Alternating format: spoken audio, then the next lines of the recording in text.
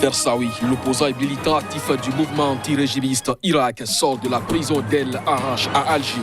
Il avait été condamné le 6 avril à 1 an de prison ferme pour atteinte à l'intégrité du territoire national. Au Burkina Faso, des membres du collectif contre l'impunité et la stigmatisation des communautés dénoncent la mort de 12 personnes détenues, arrêtées pour suspicion de faits de terrorisme selon un communiqué du procureur. Des habitants d'une ville pauvre de la banlieue de Santiago du Chili, El Bosque, affrontent la police pour protester contre les pénuries alimentaires en temps de confinement pour cause d'épidémie de coronavirus. C'est là les grands titres à développer au cours de cette édition. Bonjour à chacun, bonjour à tous et bienvenue Abdel Wahab Fersaoui, opposant et en même temps militant actif du mouvement anti-régime Irak, sort de la prison d'El Arach à Alger. Il avait été condamné le 6 avril dernier à 1 an de prison ferme pour atteinte à l'intégrité nationale du territoire. Dimanche, la peine a été réduite en appel à 6 mois déjà purgés. Reportage. Un chef de file du mouvement anti-régime en Algérie a appelé ce lundi à sa sortie de prison à la libération de tous les militants détenus et à la reprise du Irak après la pandémie de nouveau coronavirus. Je suis content de retrouver ma liberté et de retourner auprès de ma famille, mes amis et mes proches. En tant que militant et membre du mouvement populaire, ma liberté ne sera pas complète sans la libération de tous les détenus au niveau national. Arrêté en octobre 2019, Fersaoui, président du Rassemblement Action Jeunesse, une association citoyenne en pointe au sein du Irak, avait été condamné le 6 avril dernier à 1 an de prison ferme pour atteinte à l'intégrité du territoire national. Dimanche, la peine a été réduite en appel à 6 mois ferme qu'il a déjà purgé. Malgré la pandémie qui a contraint le Irak à suspendre ses manifestations depuis la mi-mars, la répression continue de cibler les opposants, journalistes et médias indépendants, ainsi que des jeunes internautes. Selon le dernier décompte du Comité national pour la libération des détenus, une association de soutien, une cinquantaine de personnes sont actuellement en détention dans les prisons algériennes pour des faits liés au Irak. Au Burkina Faso, des membres du collectif contre l'impunité et la stigmatisation des communautés dénoncent la mort de 12 personnes détenues arrêtées pour suspicion de faits de terrorisme.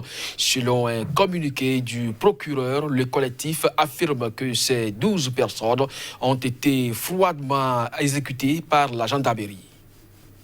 Le collectif contre l'impunité et la stigmatisation des communautés au Burkina Faso a exigé jeudi soir une enquête spéciale après la mort de 12 personnes dans leur cellule à Tanwalbougou, soupçonnant la gendarmerie d'exécution sommaire et extrajudiciaire. Sous le couvert de la lutte antiterroriste, la gendarmerie de Tanwalbougou se serait livrée à des exécutions sommaires et extrajudiciaires, selon le CISC, qui assure avoir recueilli des témoignages selon lesquels il ne s'agit pas d'un cas isolé dans cette gendarmerie. Parce qu'à l'intérieur de la morgue, nous avons défait le sachet plastique.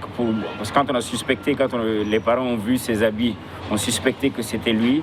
Donc ils ont enlevé les sachets plastiques qui couvraient la tête et ils ont vu qu'il avait été abattu d'une balle dans la tête.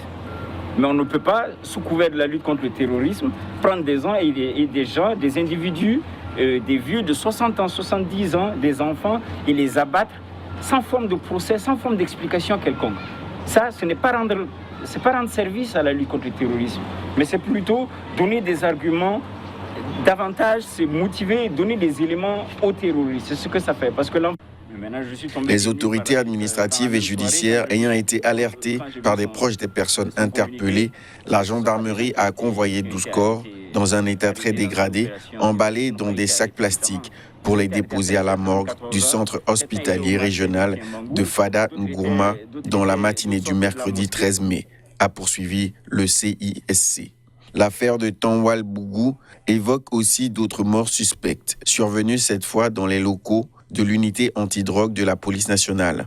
En juillet 2019, 11 personnes soupçonnées de trafic de stupéfiants avaient été retrouvées mortes dans une même cellule. Le gouvernement malien a plaidé ce lundi pour la recherche d'une solution équilibrée après le retour à Bamako de Rokia Traoré. En revenant au Mali, la chanteuse franco-malienne a violé une interdiction émise par la France qui devrait la remettre à la Belgique dans le cadre d'une procédure liée à la garde de sa fille. Malgré un jugement d'un tribunal parisien demandant son extradition à la Belgique dans le cadre du litige qui l'oppose au père de sa fille, la chanteuse malienne Rokia Traoré est rentrée au Mali de la France. Après son retour à Bamako, le gouvernement malien a plaidé ce lundi pour la recherche d'une solution équilibrée. Lors d'une rencontre avec les ambassadeurs de Belgique et de France au Mali, le chef de la diplomatie, Thiébile Dramé, a invité toutes les parties au dialogue en vue de privilégier l'intérêt de l'enfant âgé de 5 ans. Le gouvernement malien, qui avait auparavant exprimé sa solidarité avec la chanteuse, encourage les avocats des deux parties à se rapprocher pour trouver une solution équilibrée, a indiqué dans un communiqué le ministère des Affaires étrangères. Le chef de la diplomatie a par ailleurs invité Han Gossen, père de l'enfant, et son avocat à venir au Mali dès que les conditions le permettront pour poursuivre la recherche d'un juste compromis selon la même source. Le mandat d'arrêt qui vise la chanteuse franco-malienne pour enlèvement, séquestration et prise d'otage a été émis par un juge d'instruction de Bruxelles. Il découle du non-respect d'un jugement rendu fin juin 2019 et exigeant la remise de sa fille à son père, dont Rokia Traoré est séparée. Mais la chanteuse et guitariste, qui a affirmé sur Facebook avoir quitté la France par un vol privé, conteste la décision de la justice belge de confier la garde exclusive de l'enfant à son père. Selon son avocat, une décision de la justice malienne a accordé à la chanteuse la garde de sa fille. Pour rappel, Rokia Traoré avait été détenue à Paris en mars dernier après un mandat d'arrêt émis par les autorités belges pour enlèvement d'enfants. Au Soudan du Sud, le vice-président Riek Machar a été testé positif au Covid-19 et s'est mis en quarantaine dans sa résidence pour 14 jours. C'est ce qu'a annoncé ce lundi son bureau sur son compte Facebook. Le vice-président du Soudan du Sud, Riek Machar, sa femme ministre de la Défense, Angelina Teny, et plusieurs membres de son équipe, ainsi que des gardes du corps, ont été testés positifs au Covid-19. L'ex-rebelle, qui ne présente aucun symptôme, s'est mis en quarantaine dans sa résidence pour 14 jours, a indiqué son bureau sur sa page Facebook. Selon les derniers chiffres publiés ce lundi par le ministère de la Santé, le Soudan du Sud, indépendant 2011, et qui émerge de 6 ans de guerre civile dévastatrice, a déclaré officiellement 339 cas de contamination au coronavirus et 6 morts. Bien que ce nombre soit bas, les agences humanitaires relèvent une augmentation rapide des cas ces derniers jours. La semaine dernière, le virus a atteint un camp de 30 000 déplacés sous protection de l'ONU depuis 2013 dans la capitale Djouba. 2 cas y ont été contaminés. Un cas a été aussi signalé dans le camp de Bentiu, dans le nord du pays, qui accueille 120 000 déplacés. Le Soudan du Sud a toujours un grand besoin d'aide humanitaire, même si les deux rivaux, dont la guerre a entraîné beaucoup de violence et de souffrance, Riek Machar et le président Salva Kiir, ont enfin formé un gouvernement d'union nationale en février dernier. Aux États-Unis, le président Donald Trump a révélé ce lundi qu'il prenait de l'hydroxychloroquine à titre préventif contre le coronavirus, ceci au mépris des recommandations des autorités sanitaires américaines. Une information qu'a confirmé le médecin de la Maison-Blanche. Lors d'un échange avec les journalistes ce lundi, le président américain Donald Trump a déclaré qu'il prend tous les jours de l'hydroxychloroquine, un médicament contre le paludisme dont l'éventuelle efficacité contre le coronavirus n'a pas été démontrée rigoureusement à ce stade.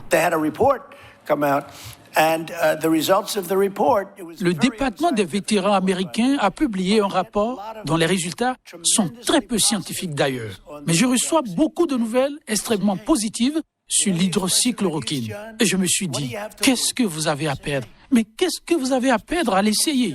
Personnellement, je le prends depuis 1 semaine et demie environ. Et ça, tous les jours. Je prends un sachet par jour. L'information a été confirmée par le médecin de la Maison-Blanche qui a révélé qu'après de nombreuses discussions avec Donald Trump, il avait été conclu que les avantages potentiels d'un traitement à l'hydroxychloroquine l'emportaient sur les risques relatifs. Le locataire de la Maison-Blanche a par ailleurs affirmé qu'il n'avait aucun symptôme du Covid-19. Il a précisé qu'il était testé très régulièrement et que tous ces tests jusqu'ici avaient été négatifs. Mais au moment même où le président américain faisait cette annonce inattendue, l'université Johns Hopkins annonçait que les États-Unis avaient franchi ce lundi la barre des 90 000 décès liés au Covid-19. Les mesures prises pour lutter contre la pandémie de Covid-19 ne font pas bon ménage avec la faim. En effet, elle a fait sortir de son silence une population du Chili. Reportage. Les manifestants portant pour la plupart une capuche et un masque ont lancé des slogans hostiles à un gouvernement de droite qui, d'après eux, les délaisse. Ce n'est pas la quarantaine, c'est de l'aide, de la nourriture. Voilà ce que demandent les gens en ce moment, a déclaré à l'AFP une habitante, Véronica Abarca. Des barricades ont été dressées et la violence a monté jusqu'à des affrontements à coups de bâton et de jets de pierre du côté des manifestants et de gaz lacrymogènes et de canons à eau du côté des forces de l'ordre, a constaté un journaliste de l'AFP. La police a fait état de 3 interpellations. Le gouvernement du président Sébastien Pinera avait décrété vendredi le confinement de toute la population de la région de la capitale qui concentre 80% des cas de coronavirus du pays. Mais depuis des mois déjà, l'activité économique, entre autres celle des commerces, de la construction et de divers services, a été ralentie pour tenter de freiner l'épidémie.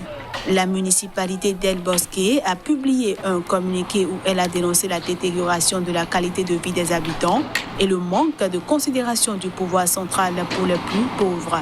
Ce sont ces habitants et habitantes qui, après plus d'un mois sans pouvoir travailler, sans avoir vu non plus de mesures concrètes de la part de l'État, protestent aujourd'hui, a écrit le maire Sadi Melo. Avant même la crise sanitaire, le Chili, pays de 18 millions d'habitants, avait connu de longs mois d'agitation sociale et de violence, partie de l'annonce en octobre d'une hausse du prix du ticket de métro à Santiago. C'est sur cette information que nous refermons ce journal. Merci à vous de nous avoir suivis. Très bonne journée en compagnie des programmes de SICA. Très bientôt.